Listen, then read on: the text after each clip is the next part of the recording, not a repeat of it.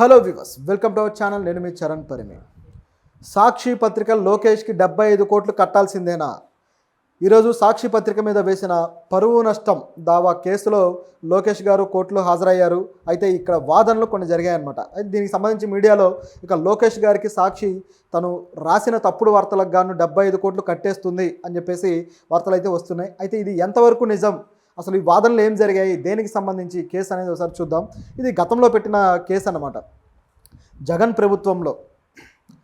ప్రభుత్వంలో ఉన్నప్పుడు ఇలాంటివి సాక్షి కొన్ని రకాల కథనాలు గత ప్రభుత్వం మీద రాసుకుంటూ వచ్చింది కదా. సో అందులో భాగంగా లోకేష్ మీద ఒక కథనం రాసింది. అదేంటంటే చిన్నబాబు గారి చిరుతిండి ఖర్చు అని చెప్పేసి ఒక హెడ్లైన్ తోటి ఒక న్యూస్ రాసింది. అందులో అంటే చిన్నబాబు గారు అంటే లోకేష్ గారు, ఆయన ఏమేమి తిన్నాడు, వాటికైన ఖర్చు ఎంత, ప్రభుత్వ ఖజానాకి ఆయన పెట్టిన హోల్ ఎంత అన్నట్టుగా రాశారనమాట.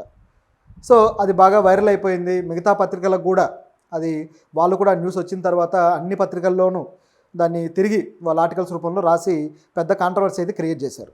సో ఈ కాంట్రవర్సీ అంతా క్రియేట్ అయిన తర్వాత లోకేష్ గారికి ఎక్కడో కాలింది. ఇట్లా ఈ విధంగా రాస్తారా అని చెప్పేసి ఆయన కోర్టులో కేసు వేశాడు, డిఫమేషన్ కేసు. సో పరువుకు నష్టం కలిగించారు, 75 కోట్లు కడతారా లేకపోతే సారీ చెప్తారా అని చెప్పేసి కేసు వేశాడు. నిజానికి ఆయన మీద రాసిన అన్ని పత్రికల మీద లోకేష్ గారు ఈ విధంగా కేసు వేశాడు. వేసిన తర్వాత మిగతా పత్రికలు తప్పు తెలుసుకొని మొత్తానికి అయితే సారీ చెప్పాయి. ఆ పత్రికల్లోనే సారీ నోట్ తోటి వేరే చిన్న కాలంలో రాశారనమాట. ఇట్లా అన్ని పత్రికలు రాసాయి కానీ సాక్షి పత్రిక రాయలేదు. అంటే వాళ్ళే మొదటగా ప్రచురించారు, అంటే పెద్ద స్థాయి ఆర్టికల్ లాగా దాన్ని ప్రచురించి ప్రమోట్ చేసి ప్రజల్లోకి తీసుకెళ్లారు. ప్రజలు దాన్ని బాగా నమ్మిన తర్వాత కొన్ని పత్రికలు వెనక్కి తీసుకున్నాయి. ఒకసారి ఏమైపోతుందంటే మనం బురద చల్లిన తర్వాత కడుక్కోవడం వాడి బాధ్యత, మనం చల్లడం మాత్రమే అన్నట్టు ఉంటుంది. ఎంత కడిగినా మరకపోదు, బురద పోతుందేమో కానీ మరకపోదు. ఆ టైప్లో అలా ఉండిపోతుంది అనమాట. అందుకే మీడియా ఒక్కోసారి అబద్ధమని తెలిసినా సరే బురద చల్లడానికి వెనుకాడదు. అదే పద్ధతిలో మిగతా పత్రికలు చేసాయి. మొత్తానికి సారీ చెప్పి వాళ్ళు తప్పించుకున్నారు. కానీ సాక్షి మాత్రం ఈగో అడ్డొచ్చింది. ఎందుకంటే ఆ పత్రికలో ఎప్పుడూ కూడా వీళ్ళకు వ్యతిరేకమైన వార్తలే వస్తుంటాయి కదా. అదేవిధంగా వీళ్ళ పత్రికల్లో కూడా చంద్రబాబు గారికి అనుకూలమైన పత్రికల్లో సాక్షికి వ్యతిరేకమైన వార్తలు వస్తుంటాయి. అది అందరికీ తెలిసిందే. ఆంధ్రప్రదేశ్లో పత్రికలు ఎటువైపు ప్రయాణిస్తున్నాయి అనేది అందరికీ తెలుసు. సో ఇందులో భాగంగా సాక్షి క్షమాపణ చెబితే వాళ్ళకి ఎక్కడ ఇబ్బంది అవుతుందంటే పరువు పోతుందేమో అని చెప్పేసి ఆలోచనతోటి క్షమాపణ చెప్పలేదు. దాంతో లోకేష్ గారు కోర్టుకు వెళ్ళడం జరిగింది. వెళ్ళిన తర్వాత 1-2 వాయిదాలతోటి ఇప్పుడు మళ్ళీ ఈ వాయిదాకు వచ్చిందనమాట. ఇప్పుడు అక్కడికి వచ్చిన తర్వాత లోకేష్ గారు కొన్ని విషయాలు అయితే వెల్లడించాడు. ఏమన్నాడంటే, అంటే తన వాంగ్మూలం తాను ఇచ్చారు కోర్టులో, అదేవిధంగా బయట మీడియాకు వచ్చాక కూడా ఆయన కొన్ని విషయాలు చెప్పారు. నేను కనీసం మంచినీళ్ళు కూడా నీ పార్టీ నుంచి లేకపోతే ప్రభుత్వం నుంచి, ప్రభుత్వ ఖజానా నుంచి తీసుకోను, కనీసం కాఫీ కూడా తాగను, అలాగే గవర్నమెంట్ గెస్ట్ హౌస్లు కూడా నేను ఉపయోగించను, పూర్తిగా అంతా నా పర్సనల్ ఖర్చు మీదనే ఉంటుంది అని చెప్పేసి లోకేష్ చెప్పడం జరిగింది. అంటే ఇది ఆయన ఎందుకు చెప్పాడంటే ఆ పత్రిక రాసిన దానికి ఒక క్లారిటీ అనమాట. సో దీంతోపాటు జగన్ మీదనే ఆయన మరికొన్ని ఆరోపణలు చేశారు. నేను జగన్ అంత లగ్జరీ కాదు, ఎక్కడైనా అడ్జస్ట్ అయిపోయే స్వభావం నాది, కానీ జగన్ అలా కాదు, ఆయన ఋషికొండను తొలిచి దాదాపు 500 కోట్లు ప్రభుత్వ ఖజానాకి చిల్లు పెట్టి దాన్ని కట్టించాడు. చివరికి పర్యావరణవేత్తలు కేసులు వేసిన తర్వాత పర్యావరణానికి హాని జరిగిందని చెప్పేసి అది కేసుగా మారాక 200 కోట్లు తిరిగి పెనాల్టీ కట్టారు అని చెప్పేసి జగన్ ఏమైతే చేశాడో దాని మీద లోకేష్ చెప్పడం జరిగింది. సో ఇదనమాట మొత్తం ఇక్కడ జరిగిన సంఘటన. అయితే దీంట్లో మరి 75 కోట్లు కడతారా అని చెప్పి చూస్తే ప్రస్తుతానికైతే అది ఇంకా వాదనలు మళ్ళీ మరొక వాయిదా పడింది. సో ఇప్పటికైతే సాక్షికి ఒక అవకాశం ఇచ్చింది. మీరు కానీ క్షమాపణ చెబుతూ ఒక నోట్ అయితే ఇస్తే ఇంతటితో అయిపోతుంది, ఆ డబ్బులు కట్టే అవసరం ఉండదు. ఒకవేళ అలా చెప్పకపోతే మాత్రం ఖచ్చితంగా ఆ 75 కోట్లు కట్టించేదాకా కోర్టు కూడా దానికి ఉత్తర్వులు ఇవ్వడానికి ఏమాత్రం ఆలోచించదు. ఎందుకంటే ఇలాంటి కేసుల్లో చాలామంది క్షమాపణలు చెప్పి దాన్ని ఒక మాఫీ చేసుకుంటూ ఉంటారు. ముందేదో అంటారు, కేసు పడిన తర్వాత ఏదో క్షమాపణతోటి ఈజీగా వెళ్ళిపోతుంటుంది. ఎందుకు ఇన్ని డబ్బులు కూడా చూస్తే కోట్ల రూపాయలు డిమాండ్ చేస్తూ ఉంటారు ఇలాంటి కేసుల్లో. ఎందుకయ్యా అంటే వాళ్ళను కాళ్ళబేరానికి తీసుకురావడానికి. గతంలో అనేక కేసుల్లో ఇలాంటివి జరుగుతూనే వచ్చాయి. ఇప్పుడు మొన్న ఆ పతంజలి కేసు గురించి కూడా మనం గత వీడియోలో చెప్పుకున్నాం. పతంజలి విషయంలో కూడా ఇలాంటి తప్పుడు ఆరోపణలు చేస్తూ డాక్టర్ల మీద, అల్లోపతి మీద తప్పుడు ఆరోపణలు చేస్తూ యాడ్లు చేయడాలు, మీడియాలో మాట్లాడాలు చేశారు పతంజలి కర్తలు ఎవరైతే ఉన్నారో, బాబా రామ్దేవ్ కావచ్చు, బాలకృష్ణ కావచ్చు, వీళ్ళు. సో మాట్లాడిన తర్వాత ఇది కోర్టులో కేసు అయ్యాక చివరికి క్షమాపణ చెప్పండి అంటే క్షమాపణ చెబుతూ చిన్న ఆర్టికల్స్ వేశారు. చిన్నవి కాదు, మీరు యాడ్లు ఎంత పెద్దవి వేశారో పత్రికల్లో అంతే పెద్దవి మీరు వేయాలి అని చెబితే మళ్ళీ అన్నే లక్షల రూపాయలు ఖర్చు పెట్టుకొని అంతే పెద్ద యాడ్స్, అంటే మెయిన్ పేజీలో మొత్తం పేజీ నిండా లక్షలు ఖర్చు అవుతాయి దానికి కూడా. సో అంత పెద్ద యాడ్స్ మళ్ళీ ప్రచురించి ప్రమోట్ చేశారు.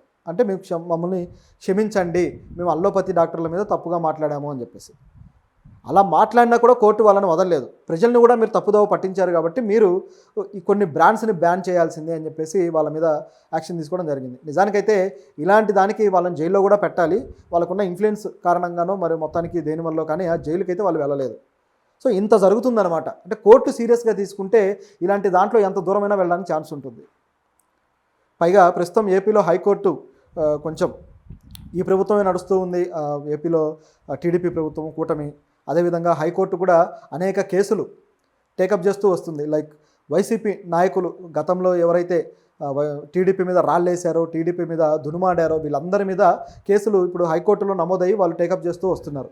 కాబట్టి ఆ పరంపరలో ఇది కూడా ఒక కేసుగా పరిణమించింది. సో దీని మీద చూస్తూ ఉంటే మ్యాక్సిమం అంటే సాక్షి కానీ ఈగో తగ్గించుకోకపోతే వాళ్ళకు దెబ్బ పడేలాగా తయారైంది.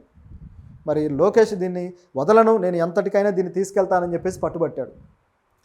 సో ఆయన పట్టు కూడా చాలా గట్టిగా ఉంది. ఎందుకంటే గత ప్రభుత్వం అంటే జగన్ ప్రభుత్వంలో కూడా ఈ సమోసాల కేసులని, లేకపోతే బర్గర్లని, ఎగ్ పఫ్లని, వీటికి సంబంధించి కోట్ల రూపాయల ప్రభుత్వ ధనాన్ని కాజేశారు అని చెప్పేసి ఈ పత్రికలన్నీ వార్తలు రాస్తూ వస్తున్నాయి.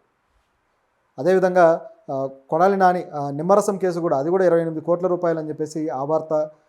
ఎగ్ పఫ్లది అయితే సాయిధరం తేజ్ దాన్ని కోట్ చేశాడు కదా, 3.6 crores.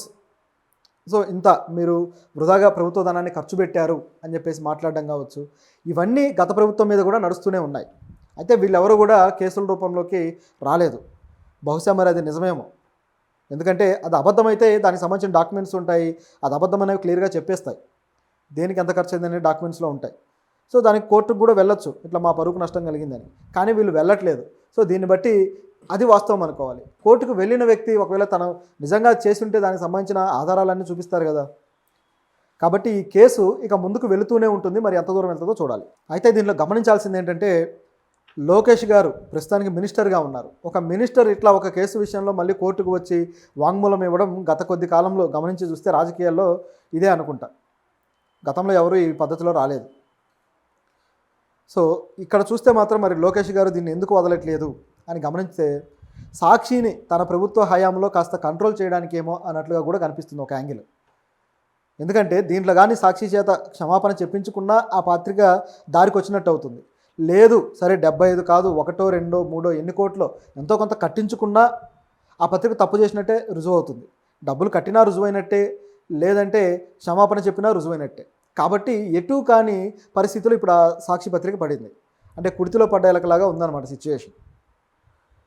సో ఇప్పుడు బయటికి రావాలి దీని నుంచి అంటే క్షమాపణ తప్ప వేరే మార్గం లేదు. లోపాయికారిగా ఇంకేమన్నా జరిగితే అది సద్దుమనగచ్చు కూడా. లోకేష్ గారు కేసు వెనక్కి తీసుకోవడానికి ఏదైనా మార్గం వెతుక్కుంటే మాత్రం టెక్నిక్గా అది జరగచ్చు.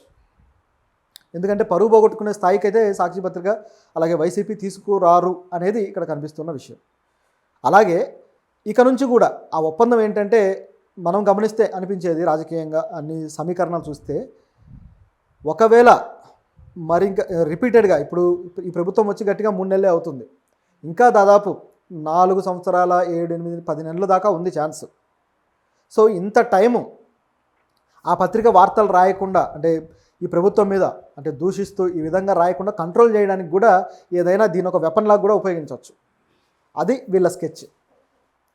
సో దానికి తగ్గట్టుగా ఈ పావులు ఇలా కదులుతూ ఉన్నాయన్నట్టుగా మొత్తం సినారియో కనిపిస్తుంది. మరి ఆ పత్రిక వెనక్కి తగ్గితే మళ్ళీ అది వాళ్లకు నష్టం చేకూర్చేది. ఎందుకంటే వైసీపీకి ఉన్న మౌత్ పీస్ ఏదన్నా ఉందంటే అది సాక్షి పత్రిక.